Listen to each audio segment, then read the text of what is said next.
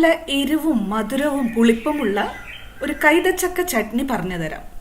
നമ്മുടെ സാധാരണ ചട്നിയേക്കാൾ നല്ല വ്യത്യാസമുണ്ട്. ഇത് സദ്യയിലും ബിരിയാണി പോലുള്ള വിഭവങ്ങളിലും ഒരു തൊടുകറിയായിട്ട് നന്നായിട്ട് ചെയ്യും. അപ്പോൾ ഈ പ്രാവശ്യത്തെ ക്രിസ്മസിന് വേണ്ടി ഇത് സേവ് ചെയ്ത് വെച്ചോളൂ കേട്ടോ. നമസ്തേ, ഞാൻ ധന്യ. ഇത് വെജ് കേരള. എല്ലാവർക്കും വെജ് കേരളയുടെ ഒരു പുതിയ വീഡിയോയിലേക്ക് സ്വാഗതം. വീഡിയോ ഇഷ്ടപ്പെട്ടാൽ ലൈക്കും കമൻറ്റും പിന്നെ ഒരു ഹൈപ്പും കൂടെ തരാൻ മറക്കല്ലേ. ഈ ഒരു റെസിപ്പിക്ക് വേണ്ടി ഞാൻ 750 ഗ്രാം നല്ല പഴുത്ത പൈനാപ്പിൾ എടുത്തിട്ടുണ്ട്. അത് സ്ക്വയറായിട്ട് കട്ട് ചെയ്ത് ഇട്ടിട്ടുണ്ട്. ഇതിൽ നമ്മൾ കോർ ഭാഗം ഉണ്ടല്ലോ, അതായത് മൂക്ക് എന്ന് നമ്മൾ വിളിക്കുന്ന, നമ്മൾ വായിലിട്ട് കഴിഞ്ഞാൽ നാക്കൊക്കെ ചൊറിയുന്ന ആ ഭാഗം, അതും ഉൾപ്പെടുത്തിയിട്ടുണ്ട്. ഇത് കുക്ക് ചെയ്ത് ചട്നി ആയിട്ട് വരുമ്പോൾ ഒരു പ്രശ്നവും ഉണ്ടാക്കില്ല കേട്ടോ. മുള്ളുകളൊക്കെ മാക്സിമം ഞാൻ ഒഴിവാക്കിയിട്ടുണ്ട്. ഇനി ഒരു പാൻ മീഡിയം ഫ്ലെയിമിൽ വെക്കാം. അതിലേക്ക് 2 മുതൽ 3 ടേബിൾ സ്പൂൺ വരെ വെളിച്ചെണ്ണ ഒഴിച്ചു കൊടുക്കാം, അല്ലെങ്കിൽ ഏതെങ്കിലും വെജിറ്റബിൾ ഓയിൽ ചേർത്ത് കൊടുക്കാം. എണ്ണ ചൂടാകുമ്പോൾ അതിലേക്ക് പൊടിയായി അരിഞ്ഞ ഇഞ്ചി ചേർത്ത് കൊടുക്കാം, 1 ടേബിൾ സ്പൂൺ.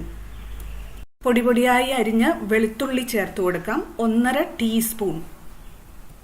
അടുത്തതായി നമ്മൾ ചേർക്കുന്നത് സ്പ്രിംഗ് ഒനിയന്റെ വെളുത്ത ഭാഗം, ഒരു 2 ടേബിൾ സ്പൂൺ. ഇത് കിട്ടിയില്ലെങ്കിൽ ചെറിയുള്ളി 1 ടേബിൾ സ്പൂൺ പൊടിയായി അരിഞ്ഞത് ചേർക്കാം.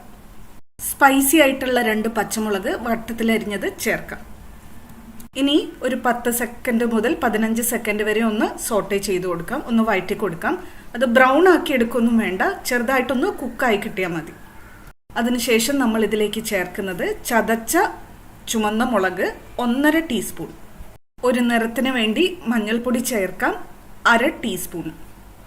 ഒരു 8-10 സെക്കൻഡ് നേരം ഒന്ന് വഴറ്റി കൊടുത്താൽ മുളകിൻ്റെ നിറവും മഞ്ഞളിൻ്റെ നിറവും ഒന്ന് ആ ഇൻഗ്രീഡിയൻസിലേക്കും എണ്ണയിലേക്കും ഒക്കെ നന്നായിട്ട് ഇറങ്ങി വരും. ഇനി നമുക്ക് മുറിച്ചു വെച്ച പൈനാപ്പിൾ കഷ്ണങ്ങൾ ചേർത്ത് കൊടുക്കാം. കൂടെ തന്നെ ഒരു 1/2 ടീസ്പൂൺ ഉപ്പും കൂടെ ചേർത്ത് കൊടുക്കാം. ഇത്രയും മതിയാവും നമുക്ക്. ഈ ഒരു ചട്നിയിൽ എരിവും പുളിപ്പും മധുരമാണ് എടുത്ത് നിൽക്കേണ്ടത്. ഉപ്പ് രസം ഒന്ന് കുറച്ച് മതി.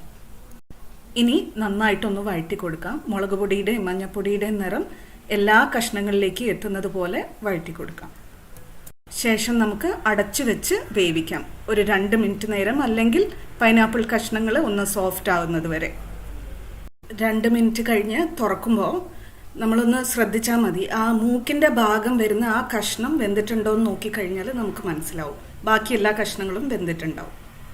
ഇതിപ്പം പെർഫെക്റ്റ് ആയിട്ട് വെന്ത് കിട്ടിയിട്ടുണ്ട്. സ്ക്യൂറൊക്കെ ഈസി ആയിട്ട് അതിലൂടെ കുത്തി ഇറങ്ങുന്നുണ്ട്. ഇനി നമുക്ക് ഒരു 1/4 ടീസ്പൂൺ പെരിഞ്ജീരകം ചേർത്ത് കൊടുക്കാം. കൂടെ ഒരു 2.5 ടേബിൾ സ്പൂൺ പഞ്ചസാരയോ ശർക്കരയോ ബ്രൗൺ ഷുഗറോ ചേർത്ത് കൊടുക്കാം. കൈതച്ചക്കയുടെ മധുരവും കൂടെ നോക്കിയിട്ട് വേണം കേട്ടോ ചേർക്കാൻ. ഒരു 1/4 കപ്പ് വിനാഗിരി ചേർത്ത് കൊടുക്കാം. ഏത് വിനാഗിരി വേണമെങ്കിലും ചേർക്കാം കേട്ടോ. കൂടെ തന്നെ ഒരു 100 ml നല്ല വെള്ളവും കൂടി ചേർക്കുന്നുണ്ട്. ഇതിൻ്റെ കൂടെ തന്നെ ടേസ്റ്റിന് വേണ്ടി സ്പ്രിംഗ് ഒനിയൻ്റെ പച്ചഭാഗം കൂടി ചോപ്പ് ചെയ്ത് ചേർക്കുന്നുണ്ട്, ഒരു 2 ടേബിൾ സ്പൂൺ. നന്നായിട്ടൊന്ന് ഇളക്കി യോജിപ്പിക്കാം. എന്നിട്ട് എല്ലാ കഷ്ണങ്ങളും ആ ഷുഗറുള്ള ആ വെള്ളത്തിൽ ടച്ച് വരുന്ന വിധത്തിൽ ഒന്ന് അഡ്ജസ്റ്റ് ചെയ്ത് സ്പ്രെഡ് ചെയ്ത് കൊടുക്കാം. ഒരു 2 മിനിറ്റും കൂടെ അടച്ചു വെച്ച് വേവിക്കാം.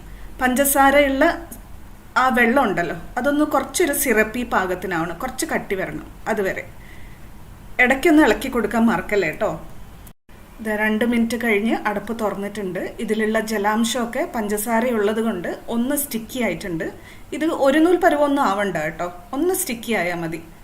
ഇതിനി ഒന്ന് തണുത്ത് കഴിഞ്ഞാൽ ഒന്നുകൂടി ഒന്ന് ജലാംശം കുറയും. അടുപ്പത്തൊന്ന് മാറ്റി വയ്ക്കാം. ഒരു മീഡിയം സൈസ് ചെറുനാരങ്ങയുടെ പകുതിയുടെ നീര് മുഴുവനായിട്ടും ഞാൻ ഇതിലേക്ക് പിഴിഞ്ഞൊഴിക്കുന്നുണ്ട്. ഒരു നല്ലൊരു കിക്ക് ടേസ്റ്റ് തരും. അത് മാത്രമല്ല ഷുഗർ ക്രിസ്റ്റലൈസ് ആവുന്നത് ഒഴിവാക്കുകയും ചെയ്യും. ഗാർണിഷിങ്ങിനായിട്ട് അല്പം സ്പ്രിംഗ് ഒനിയൻ്റെ പച്ചഭാഗം ചേർക്കുന്നുണ്ട്. ചതച്ച മുളക് കുറച്ച് ചേർക്കുന്നുണ്ട്.